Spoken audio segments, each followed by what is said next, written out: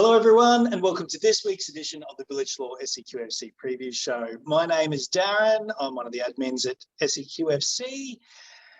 We've got just one guest this evening. He's a pretty good one, so we've gone top drawer with our guestage this week. But to have a chat to him, we've got fellow admin is Lliam Parslow. Hello. G'day, Lliam.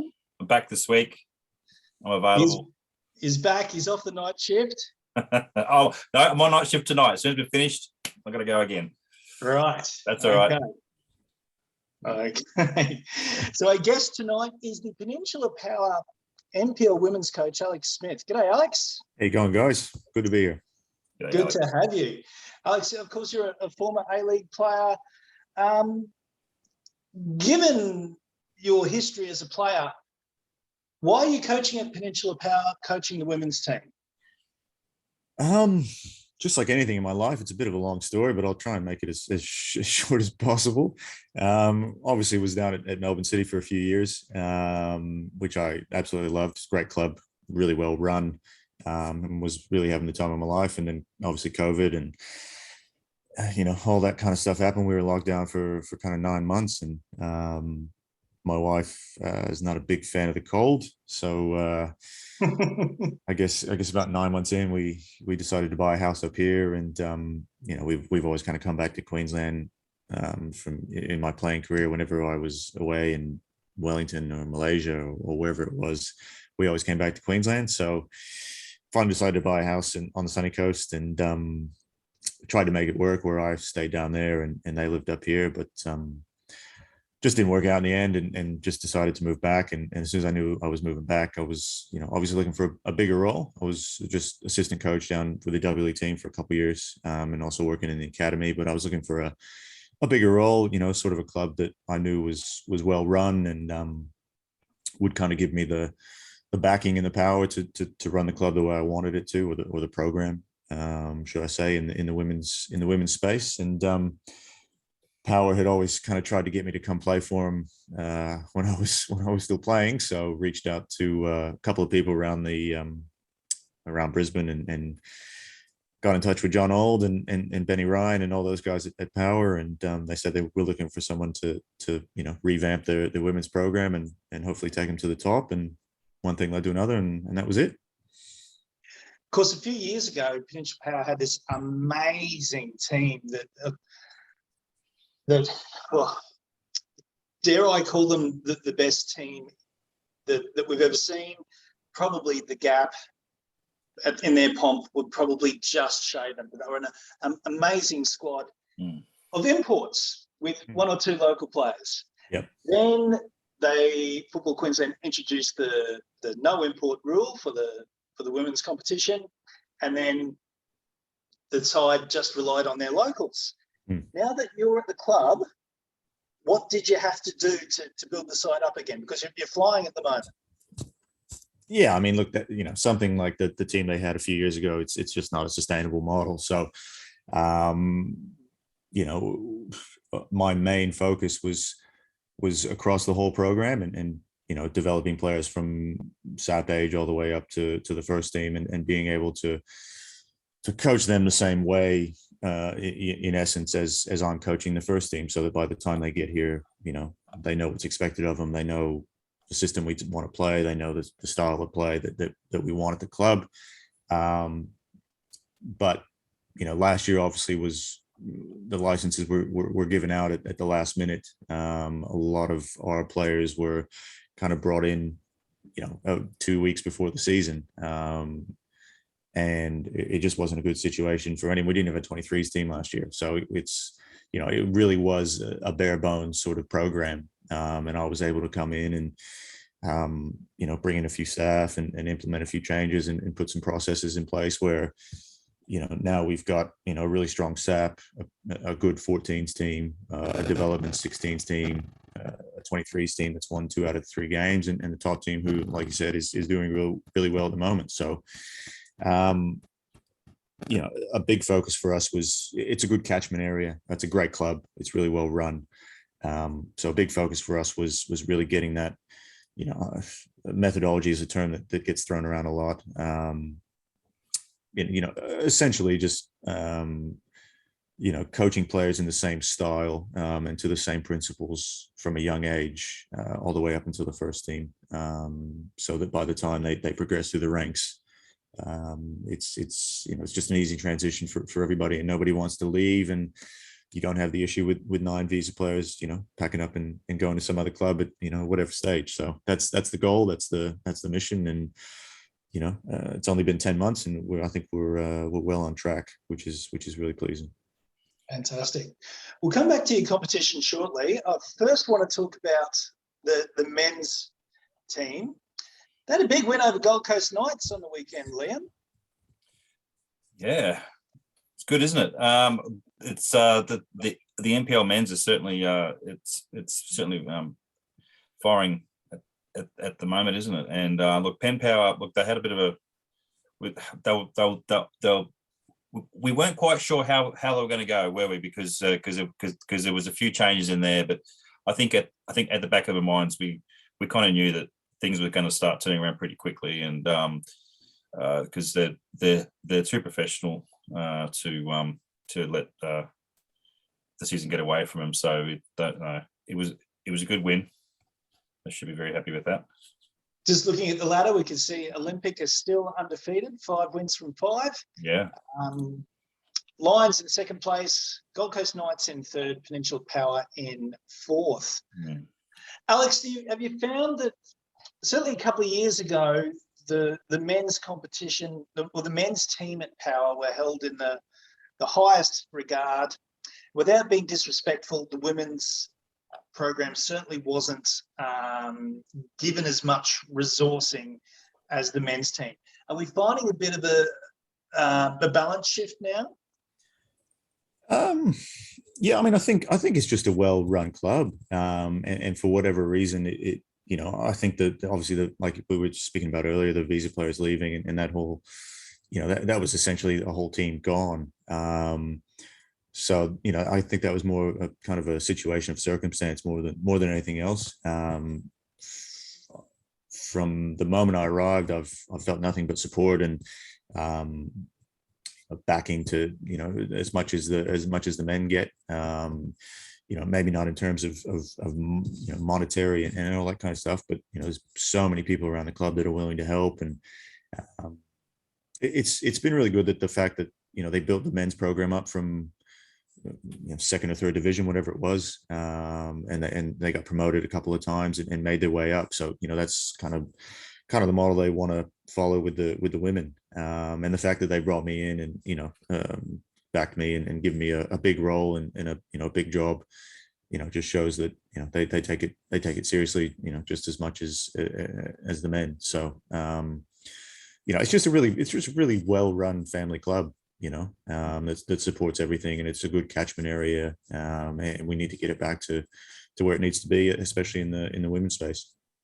That's one thing that always impresses me about being at Peninsula Power, is that there's volunteers everywhere.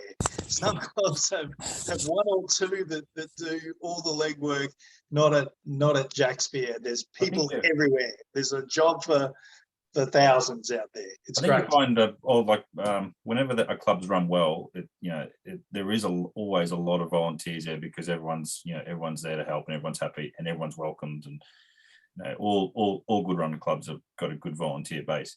Alex, I was just gonna ask you. You came in halfway through last season. Yeah. So, as someone who's coming in halfway through a season with the players that are already there, how do you get them on board with new ideas and new training regimes? Do you just tell them to suck it up and get stuck in it, and if you don't like it, leave, or would you come in with a bit more subtle than that? Look, it's. I was lucky in a sense, because they were where they were. They hadn't won a game, when I kind of came in. So they were essentially looking, they were looking for something. They were searching for something. Not all coaches are that lucky when they come in mid-season. Yeah. They could have a, up and down mixed results. They could really like the manager that was there previously, or whatever it may be. But, I'm very, very clear on the way that I want to play. And the principles that I want to play by. So women's football it's a little bit different. You have to sometimes be a little bit more subtle than you would with men, but I thoroughly enjoy it, and it's something that I want to. I don't want to, at this stage anyway, I don't want to get into the men's game. I find it really rewarding in the women's space. It's something I want to follow and eventually, get to Europe and coach over there. But essentially it's about, being comfortable in yourself and knowing exactly the way you want to play and how you want to train. Well, you certainly made an impact, because I follow the FQPL women, because I've got a supporter base with Western Pride. So I saw your club last season struggle a fair bit. So it was really obvious when you came in that the girls were playing with a new way of playing, and it was good hearing you on the sideline as well, like doing a lot of coaching as well. And I think they get a lot out of that. So towards the end of the season, you could see there that there was a definite change in the way that they were playing. I think you managed to get a couple of wins. I think win and a draw towards, I think, last two games of the season. And I know you took Western Pride girls almost, but in that first half, in that last game, you were certainly doing well. And so for you, and I know we'll come to your season in a sec, but for now, to see the season turn around like it has for you guys, you should be very proud. The club should be proud of what you've done to be able to turn it around from where it was halfway through last season to now be, I think, equal points on the ladder, at the top of the ladder. Yep. I think you and your team and all your girls, all the women around you, should be very proud of what they've done. Well, thank you. I appreciate that. It's good to see. It's good to see any club that has a rough couple of years, and they're trying so hard, and you can see that the people that the players are just trying they're trying so hard to win these damn games.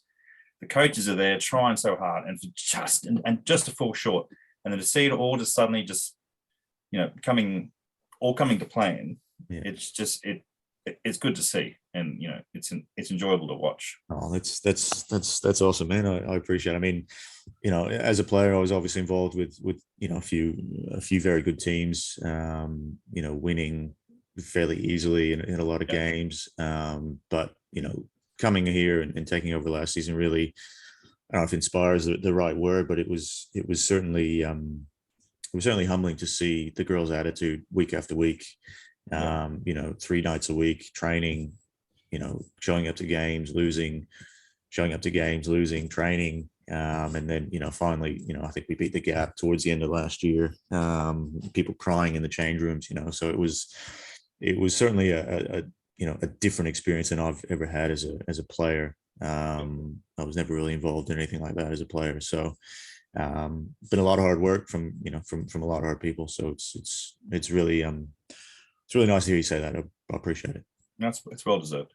Thanks, man. been a lot of sleepless nights. So how's your back, Alex, from being patted so hard? It's not from being patted so hard. That's from 15 years of playing. That's where that's from. Well, seeing as we're on your league, we might as well sort of stick with it. No, you're undefeated with Brisbane City at the moment. Do you see them as the biggest threats? I've got to change my screen back now. I should know it off by heart anyway. Sorry, yeah.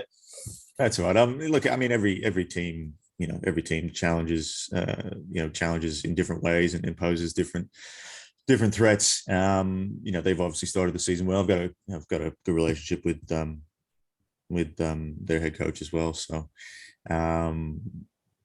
football at this level should be about everybody working together. I think a lot of the times it becomes fairly nasty, even at NPL level. It shouldn't. It should be about, one, getting players to the next level, and two, getting coaches and staff to the next level. But a lot of times it becomes fairly vindictive, and people yelling at each other, and it's not the way it should be.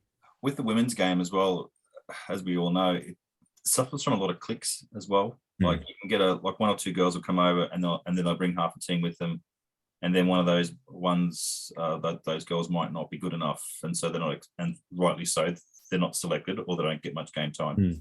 and then they leave, and then at the end of the season, everyone else leaves with them. It Yeah. must be so hard to manage that. Like, do you?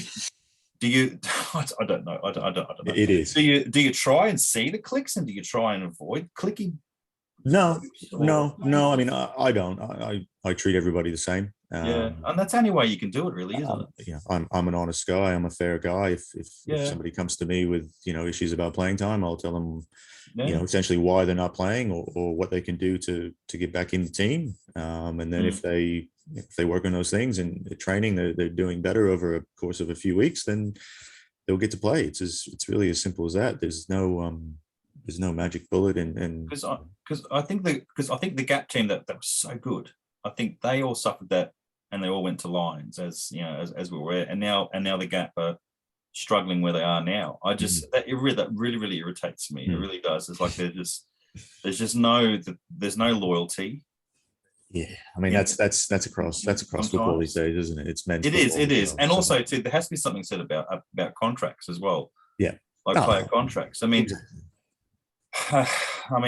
people are sick of hearing me saying it, but being a Western Pride person, that seeing people come and go the way they have over the years, where they haven't even had a game, and they've gone and signed somewhere else, or signed, So it just means nothing. So to all the clubs that this happens to, it must suck. You get these, you put all this effort in to get these players in. They're all like, yes, I want to play for you. It sounds good. That sounds good. And then someone get tapped on the shoulder, and then they go, and the contract doesn't mean anything. Yeah, I mean, contracts they don't mean anything at this level. No, they don't. They don't. And should they? Oh, of course they should. I mean, should you hold a player to a contract? But then again, if you do that, then you have a player that doesn't want to be there, and then they bring the rest of the squad down. So I don't know. There's if you get outside the professional leagues in Australia, there's a myriad of issues and problems, and I think Brisbane City last year had all their girls on professional contracts, so they couldn't actually leave, which is one way of doing it. But unless the whole league is like that, then it becomes very, very problematic. So it all comes down to the power, to the financial power of the club in question, I guess, whether they can put someone on professional contracts or not. Yeah, exactly. I mean,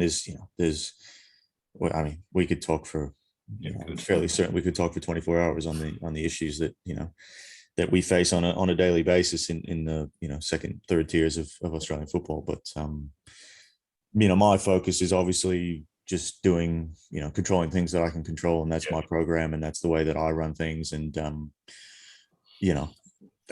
unfortunately, that's all you could do. And listening to Ange and his interview with Mark Schwartz, I think it was, there's no magic bullet. It's just hard work, from good people who are in the right places, running the right programs, consistently over the next 5 to 10 years. That's the only way that, things are going to improve. So, a lot of respect for Ange. I think he's very, very misunderstood. Alex, what was your reaction when you saw the Queen of Capalaba, Steph Latham, showing up at Brisbane City? I was a bit shy. I didn't know it was happening. Normally you get kind of wind of these things, and I just really. But again, I've been focusing on our program and the girls that we brought in and all that kind of stuff. So I don't. Again, I think a lot of the mistakes coaches make these days, especially in this country, is worrying about what other people are doing. Or the way opposition are going to play, when they haven't even gotten, their structure or their principles or the style of play that they want to implement right. And if you don't get that right, then it doesn't really matter, how you prepare against other teams. So, it's a brilliant signing for them. Brisbane City is a good club, and I'm obviously known Maddie Smith for a while. It's run really well as well. So, fair play to him. She's a good experienced player, but I'm really focused on our girls and implementing the style that we want and the way we want to play. So should be a good game in a couple of weeks. I think we play them. I think we play them home first, so that should be good. So. And tomorrow night you're taking on the Gap at home. Lliam, the big game is Western Pride up against Brisbane City. Yeah, second and third. Yeah. Look, City they're looking better and better each game.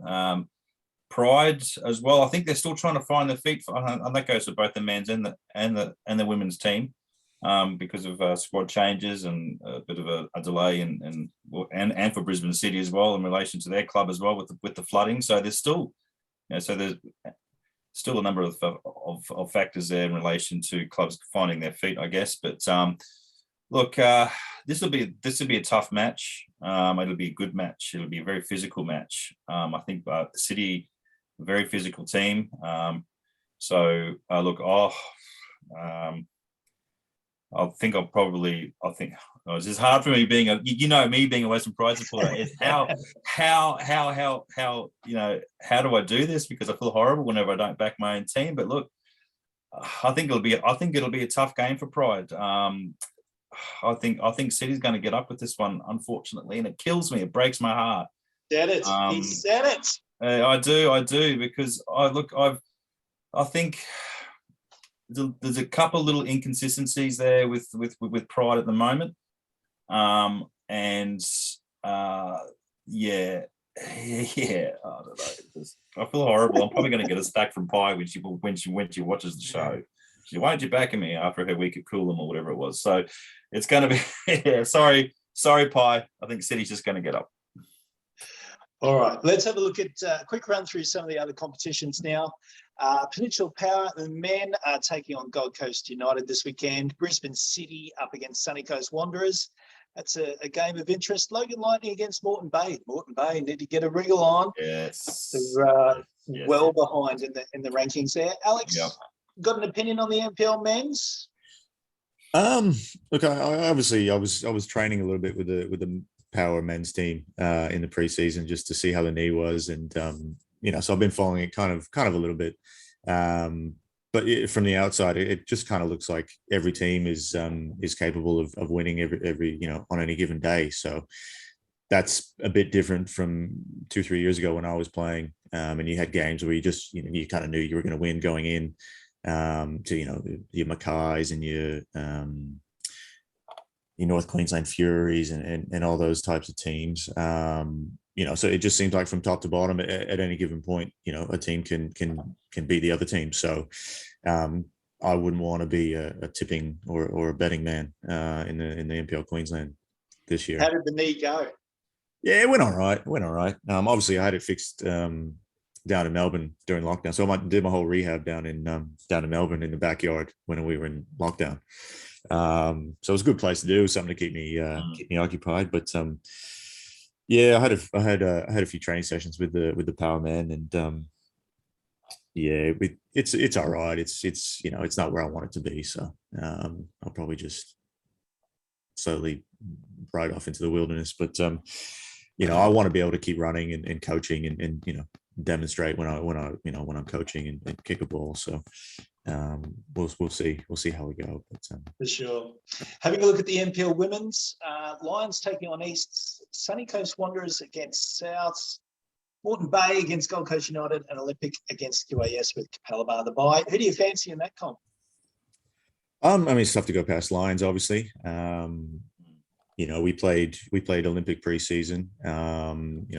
They've got some good players. Danny's a good coach.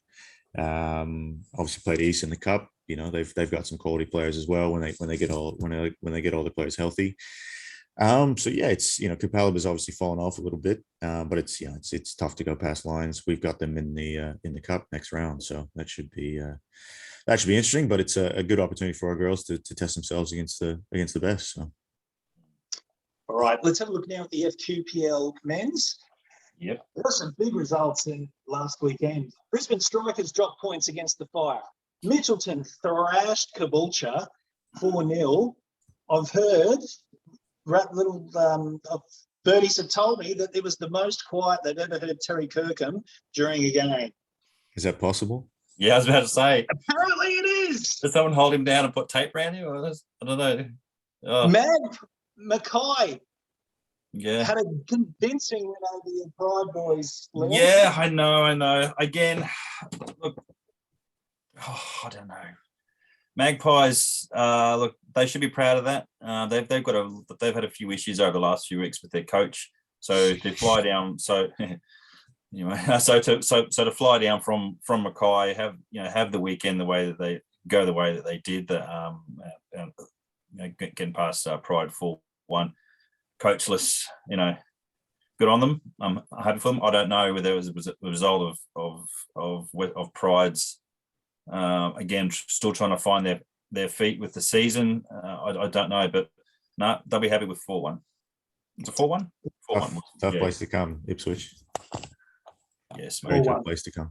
The big match this It wasn't weekend. for your girls, was it? Well, I've 1-0. I mean, that's Yeah, still, anyway. it's a good. It's a tough play. As a player as well, it's a tough place to come. The big match in that league this weekend is Rochester Rovers hosting Brisbane Strikers. Yeah. I think Strikers will get up. I'm not convinced with Rovers so far this season yet. I'm really not. I don't. It's Strikers to lose, Despite their convincing win over the Thunder last weekend. Yeah. I don't know. I'm just not convinced by Rovers yet. Yeah. Sass will probably give me a slap up the side of the head. Big things happening at Rovers over the next couple of years, guys. Yeah, Johnny Mack taking over. He's a good football person. He's a really good administrator. So, I think that's definitely a club to watch over the next 2-3 years.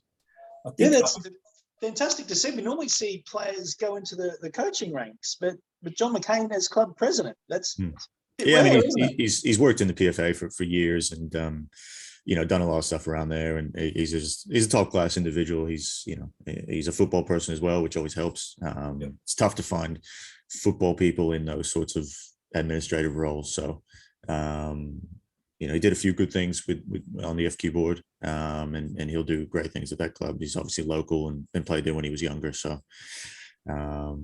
good friend of mine. So, I'm hoping he goes well. I told him to ring me the first challenge he faces, and when he thinks he can't go on anymore. So I'm sure it won't be long before he gives me a phone call. I think the Thunder Caboolture game is going to be a cracker. I think that's probably going to be. Where's it at? It's up at Toowoomba. It's going to be matched around, I reckon. That tough one place. Another tough place to come. Yeah. And plus Terry. He's lost a bit of experience with Cam Cristani, as we know. He's gone to Norway, so he's I think it's Norway, one of those Scandinavian countries. Probably I don't know, Denmark. I don't know. Right. Anyway, so yeah, I think it's Norway. So he's lost him, and I think they released another player as well during the week as well. I think he might have been his second or third red card or something in a row in a game or something. So he's gone. I could be wrong with that, but I think there was some discussion in some of the groups of chat groups. I mean, that there was a few red cards gone his way since he's been with the club. So I think they've parted ways. So there's a few little changes there, but I think having Cam in that midfield, in that defensive midfield, I think that's a bit of a loss for Terry. Terry's got a good football brain. Terry he'll work around it, but that loss of Cam would be big, and so. Yeah. Just quickly before we move on, Darren, over the last few weeks, I have to stay neutral, as you know. I've want to have a bit of a shout out to Oggy at Knights. His club was decimated with departures there at the end of last season.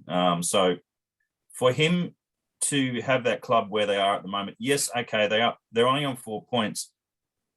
Again, they're ahead of their local rivals, Pride, but I've watched a couple of their games. I watched the first game against Milton where they won. He has these guys. I think they're mostly under 23s that have come up. He has these guys playing really well, very, very, very well disciplined players. They hold their shape well. And I had Knights being relegated at the start of the season. So looking from what I've seen so far, Oggy has done brilliantly, and it'd be very, very hard for me to say now that they're going to go down, because he ought to be congratulated for getting that club playing as well as they are. The results and the points don't don't reflect it. Maybe they do. I don't know. But yeah, I just want to have a shout out to him. I know he watches our shows, and I know he's been on our show a few times. But kills me as an Ipswichian to say that about the Knights. But I have to, because yeah, they're doing really well. Good stuff. All right. Let's turn our attentions now to the South Coast League. It was, as it used to be called, the Gold Coast Premier League. They played their fixtures on Tuesday night. And Palm Beach had the big win away at Southport. Kingscliff had a 3-0 win over Runaway Bay. Tallabudgera 4-1 over Nerang, newly promoted Tully. Wow. And 2 other 0-0 draws. So that competition is up and running. Just looking at this weekend's results, Kingscliff up against Tallabudgera. That's a huge game. Palm Beach up against Broady. That should be another interesting one as well. Quick look at the South Coast. Anything to mention there? Probably not. Broadbeach 3-2 over Ormo. Now, the Sunny Coast League. Alex, I'm going to bring you back in on this one. The Sunny Coast League kicks off this weekend. Oh. Maroochydore, overwhelming favourites to take out the league. Am I wrong? I'd love to really comment with some expert analysis, but I don't really follow it too much. I know some of the Wanderers and Wanderers boys have gone to Maroochydore. I think that's right. The case, but I wouldn't write off Nambour just yet. You know, I've got to know the Knicks boys a little bit.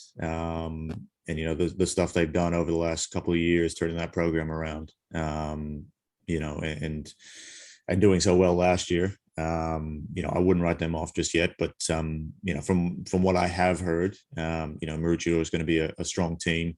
But, you know, it can go either way once that whistle blows, and, you know, they've got to play together, and they've got to play to a system, and, you know, all that kind of stuff. There's a lot of tough grounds to go play out on the Sunny Coast.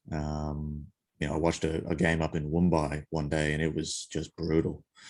You know, the pitch wasn't great. It was freezing cold. It was up in the hills. It was, yeah. So, you know, there's a lot of tough games, I think, to play up here. But, you know, I guess just commenting on the Sunny Coast, this place could be so much more. You know, if it was just to be well organized by one club, one owner, you know, one sort of technical director who, you know, had the power to do it the way that he wanted to do it. But unfortunately, you know, a lot of the girls and the boys, they have to go to Brisbane to get anywhere. So we recruited 4 Sunny Coast girls for our team this year. And they've been fantastic and amazing, and you know, really helped us. So it's an interesting one up here in regional towns. I obviously spent a bit of time in Cairns as well. It's really tough in regional places, even though Sunny Coast isn't really regional. It's the challenges are difficult, and even somewhere like Ipswich would face similar challenges. You know, but in terms of the league, I don't want to tell you you're wrong, so I'll go with I'll be difficult, and I'll go with Nambour. I'll go with NYU to take it out. Good stuff. I'm glad you did.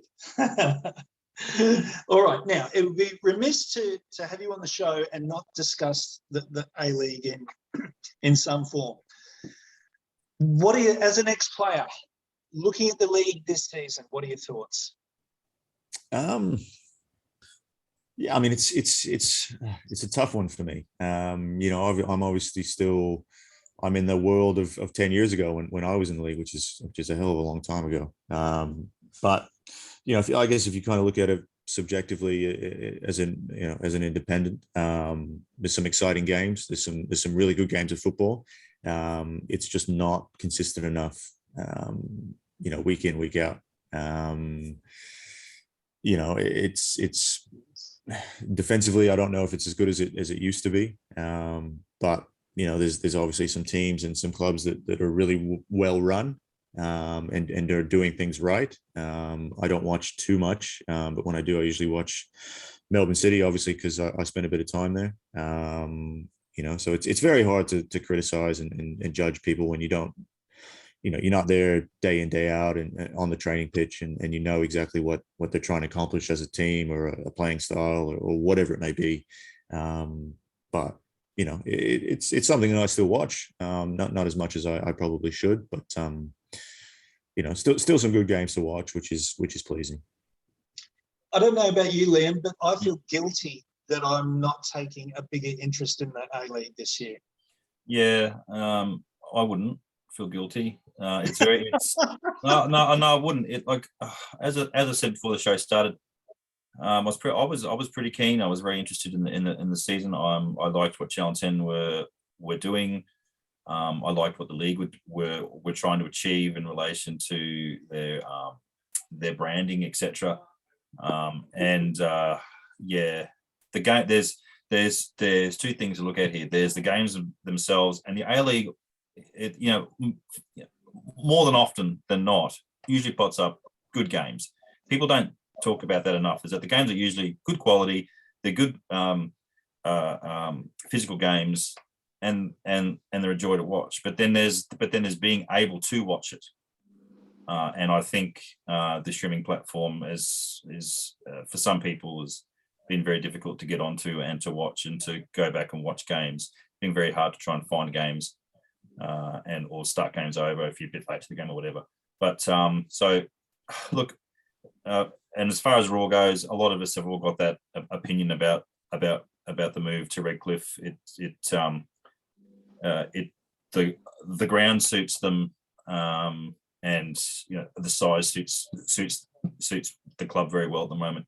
Just getting there for a lot of people. Again, as I said off air, it's a 4-hour round trip for myself on a train, whereas it used to be just 40 minutes. But I'm only one person. I know there's people that have always gone to Raw games from the north side. Have always done that travel to get there. So maybe I'm just being a little bit of a prima donna there. I don't know. But I think one good thing that I've just saw today was that there's now, I think Football Australia have announced the transfer fees now can be looked at for interclub movements, etc. So that will start to spice things up a bit too. I think finally they'll have players there that are worth to find out what their worth is to the league and to other clubs. So and you won't have mutual terminations. No, you won't. Yeah, can you speak to that, Alex? What impact is this decision going to have on the league? Oh, I mean, it's a long time coming. I mean, it makes me cringe every time I see an A-League club, so and so releases a certain player, and then the next day so and so signs a certain player. It's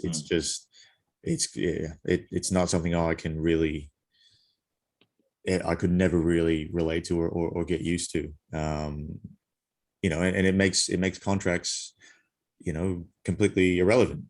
If somebody wants a player, they need to pay a substantial amount of money, whatever it is. It's probably not a lot in the A-League, a couple $100,000, whatever it is. If they really want that player, then they need to get them. If not, that player has to see out their contract. It's not it's not complicated. So it's something I never really understood when I came here. But it's a great step in the right direction for the league and for the players. But with the one thing I will say about the league in the last sort of 10 years, it's gone from a lot of overseas players and a lot of more established players. Obviously, like myself, I came from overseas. The amount of young Aussie talent, or younger players coming through at different clubs is so much more than it was. And that was a real issue I had when I came here, was that, and people in NPL, they just weren't getting a look at all. I think it was on average, it was one or two a year or something that came from the NPL to A-League. And that would be substantially higher than that. I don't know the numbers, but that's been one real plus about it. I don't think the games are as maybe as good as you think they are.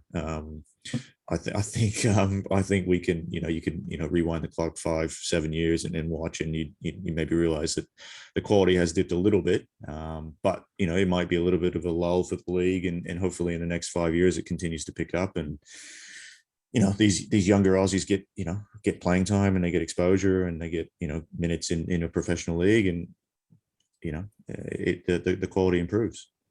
Just on the touring international side. Like you got Argentina and you've got Brazil coming. You got then I think you got Man United and you've got all these big. You got Aston Villa coming as well, and they're playing in Perth and all over the country.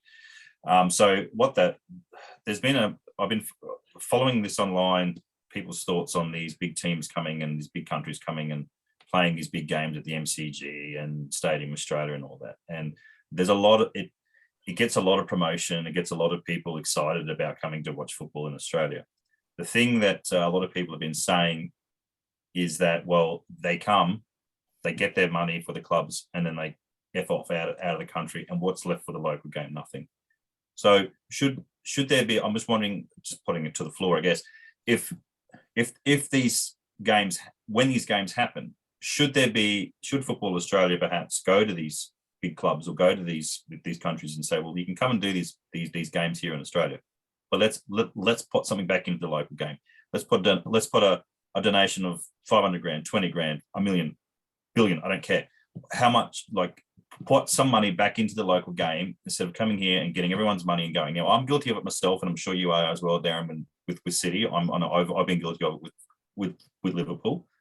But we all go to these games because it's all about going to the game with all your like-minded friends and seeing these players that half of them never come out anyway. So should the Football Australia look at these donations or them putting something back into the game themselves? I'm just wondering whether or not they should put something back into the local game. Oh God, I think they run a few clinics while they're here, don't they? They throw a few balls around. But I mean, what does that? They're playing. I mean, the good thing is that apart from the Brazil-Argentina match, that Man United and Barcelona are playing A-League teams. So there's something there. Yeah. Look, what it probably does, I guess, is it probably gets the younger generation or the forward players excited about the game, and they all leave and they all go back to their countries again, and then you have, I guess, these kids wanting to play the game, so then they get excited and they sign up with their local club. Mm-hmm. Maybe there's that, but I'd just like to see more of a financial contribution to the game for grassroots levels. Yeah, I mean, look, it comes down. I mean, a lot of the problems in this country come down to funding. Of course, yeah. My kids, they play soccer, they play AFL, and what they get for $80 to go play AFL, they get a training session a week, they get gear, they get backpacks, they get every game a season. It's crazy. And then you're looking at $300-400 for a 5-year-old to go play soccer. So. I don't want to change the topic of discussion too much, but I think you can look at it two ways. There's probably some sort of scope for these teams to make some sort of donation, or at least give some of the gate to Football Australia to put back into whatever. Or the other side of it is Australia's in my eyes, it's slowly becoming the off-season destination for big clubs to come play. These clubs want to come here, have a week preseason training, and play a big game in a big stadium, packed out stadium. And if that's where we are as a country, that's where we are. And there's nothing wrong with that. So over the next 10 years, if every summer or winter, whatever it is, we get 5 of the biggest teams to come play, happy days. We stay relevant in the world game. We stay we stay connected to the world game. We stay, we keep kids coming to these games, so all the the generations, they keep coming through. So I think it can go both ways. It's probably a little bit of a give and take from both angles, but if we can keep these teams coming, I think we keep them coming. Yeah, cool. All right, we might wrap up the show there, guys. Thank you so much for your time this evening. Alex Smith, it's been a pleasure having you on. No worries, been great. Been well done and again, pat on the back. Well done on the club's success, and well done on your success in turning a good club around with good girls. Well done, you. Thank you very much. We haven't done anything yet. You will. Well said. All right, this has been the Village Law SEQFC preview show. We will see you guys next week, and maybe a few more guests will show up for us. Right. See you guys.